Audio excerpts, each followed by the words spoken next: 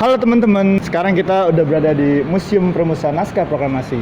Kayaknya kita nggak Abdul nih kalau kita kenalan. Perkenalkan, saya Reza Afriansyah. Petra Gamaliel. Kita berdua mahasiswa pendidikan sejarah. Ini kita ingin mencari bagaimana sih peristiwa perumusan naskah proklamasi saat itu. Kita juga akan ngulik-ngulik sejarah. Bagaimana semangat nasional masa kemerdekaan tersebut. Kita juga bakalan sedikit wawancara. Kita juga akan ke Museum Juang 45. Museum Juang 45 dan ikutin aja guys.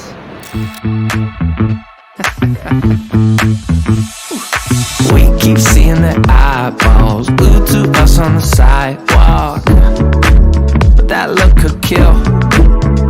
They are trying so hard to find all the weaknesses inside, but it's gonna spill. Oh, can we take? Oke teman-teman, sekarang kita udah berada di sesi wawancara nih. Dan kita ditemani oleh kakak Irin.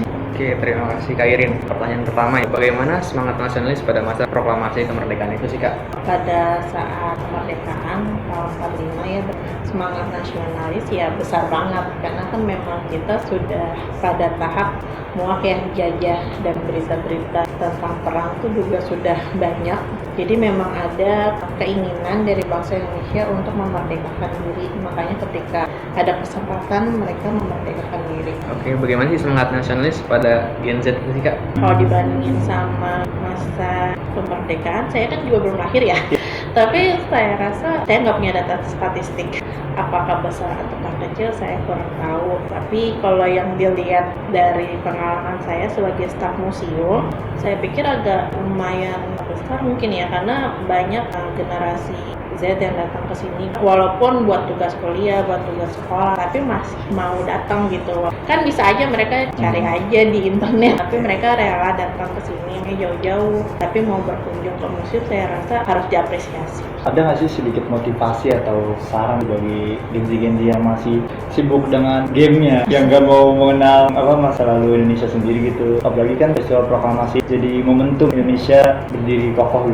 Ya, paling dasar aja ya, kita kan bisa merdeka karena ada peranan para tokoh di masa lalu. Kalau kita nggak merdeka, mungkin situasinya tidak seperti sekarang. Kita bisa bebas main game atau punya teknologi. Jadi kalau motivasi, karena zaman semakin maju dan cara belajar juga kan berbeda kan setiap generasi. Sekarang harus dengan teknologi, mungkin pihak museum atau stakeholder lainnya kalau mau membangkitkan rasa nasionalis kepada Gen Z ya caranya mesti beda. Kalau dari museum juga udah mencoba kan mulai misalnya aktif di medsos yang gimana caranya bisa menarik minat. Kalau misalnya Gen Z-nya sendiri ya emang harus sadar secara alami gitu, nggak bisa dipaksakan. Sekarang juga banyak film atau game juga banyak kan yang buatan lokal dan ngambil temanya tuh tema-tema lokal zaman kerajaan Indonesia gitu kan, banyak kan. Di museum juga ada loh cerita-cerita bergambar, bisa kalian lihat di depan tuh buat menarik minat Gen Z, walaupun mungkin ya secara artistik belum terlalu ini. Paling gitu aja sih. Oke, jadi kurang lebih kayak gitu teman-teman terkait bagaimana sih semangat pada saat peristiwa proklamasi saat itu gitu. Lanjut, terima kasih kayak. Iya, sama-sama. You're nothing but an expired exit from my life. An expired exit. Oke guys, sekarang kita udah berada di Gedung Juang 45 Menteng 31. Kunjungan musim terakhir kita di sini akan mewawancara narasumber dengan tema yang sama dengan Museum Perumusan Naskah Proklamasi ya. Kayaknya ini memang terakhir sih karena juga udah mulai sore juga nih. Kita langsung aja. Kita ikutin aja, bro. Mind tricks all your lies I don't miss. When you're gone every night, I'm done being chained, done with your games, done being played for your entertainment. I'm not yours, cause you're nothing but Ya teman-teman, sekarang kita udah berada di Museum Juang 45, tepatnya berada di Menteng 31. Masih bersama saya Muhammad Reza Afriansyah. saya Petra Gamaliel. Hari ini kita mau wawancara kakaknya nih. Sebelumnya itu kita mau kenalan dulu sama kakaknya nih. Kakaknya ini siapa sih Kak? Kenalkan, nama saya Yunda Mary Olivia. Saya bertugas sebagai pemandu di Museum Juang 45. Oke, sini ada Kak Yunda ya teman-teman. Langsung mulai pertanyaan yang pertama. Bagaimana sih semangat nasionalis pada masa proklamasi kemerdekaan? Pada tahun 1942, gedung ini menjadi sekolah asrama Angkatan Baru Indonesia untuk mendidik para pemuda-pemuda Indonesia ini pada saat itu direkrut oleh Jepang ya untuk menjadi kader-kader mereka untuk memenangkan peperangan Asia Timur Raya. Nah, para pemuda ini akhirnya diajar di gedung ini yang pengajar-pengajarnya itu adalah orang-orang Indonesia yang jiwa nasionalismenya juga sangat tinggi seperti Bapak Insinyur Soekarno, Bapak Muhammad Hatta, Bapak Muhammad Yamin, Ahmad Subarjo, dan lain sebagainya. Jadi yang tadinya di bawah Jepang ya, walaupun sekolahnya ini difasilitasi oleh Jepang, diarahkan oleh Jepang, tetapi dari pengajar-pengajarnya yang mempunyai jiwa nasionalisme yang sangat tingginya seperti Bapak Insinyur Soekarno ini, di belakang arahan dari Jepang, mereka ini mengajarkan kepada pemuda-pemuda Indonesia untuk memperjuangkan dan mempertahankan kemerdekaan. Pada tahun 1945 juga dijadikan sebagai kantor aksi di mana ini para pemuda-pemuda juga berkumpul di sini. Ya, mereka juga merancang aksi-aksi kemerdekaan. Salah satunya ada peristiwa Rapat Raksasa Ikada itu tanggal 19 September 1945 dan singkat cerita pada tahun 1972 gedung ini diresmikan sebagai bangunan bersejarah oleh Pemprov DKI.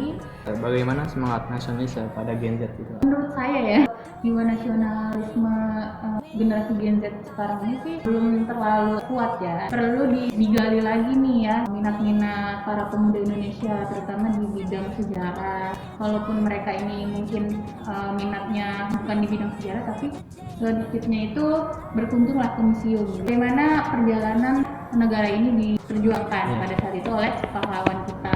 Mungkin kalau kita tahu semangat nasionalisme yang pada masa proklamasi kemerdekaan yaitu untuk memperjuangkan cita-cita bangsa, yaitu untuk merebut kemerdekaan bangsa Indonesia. Mungkin apakah semangat nasionalis ini masih relevan hingga saat ini? Ya, untuk jiwa nasionalisme yang sekarang ini ya perlu digali lagi sih, diperdalam lagi untuk sejarahnya. Anak-anak muda sekarang mungkin yang hobinya seni atau di mana itu bisa dimasukkan ide-ide tentang sejarah ke seni itu, entah dari lukisan atau apa gitu, mengembangkan sejarah Indonesia.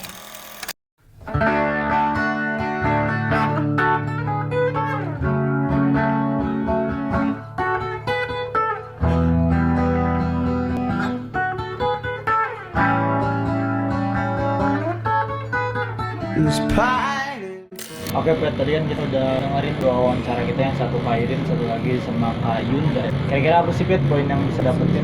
Mungkin yang saya dapat dari sikap nasionalisme terhadap Gen Z, kita harus melestarikan budaya seperti Gen Z ini lebih suka pada budaya-budaya luar seperti K-pop. Sebenarnya kita juga banyak budaya seperti tarian tradisional yang sangat bagus. Terus kemudian kita untuk meningkatkan rasa cinta tanah, meningkatkan rasa sikap nasionalisme seperti mempelajari ilmu sejarah lebih penting karena sejarah ini banyak cerita-ceritanya sangat menarik, dimana peristiwa proklamasi ini kan sangat penting dalam negara Indonesia ini kan.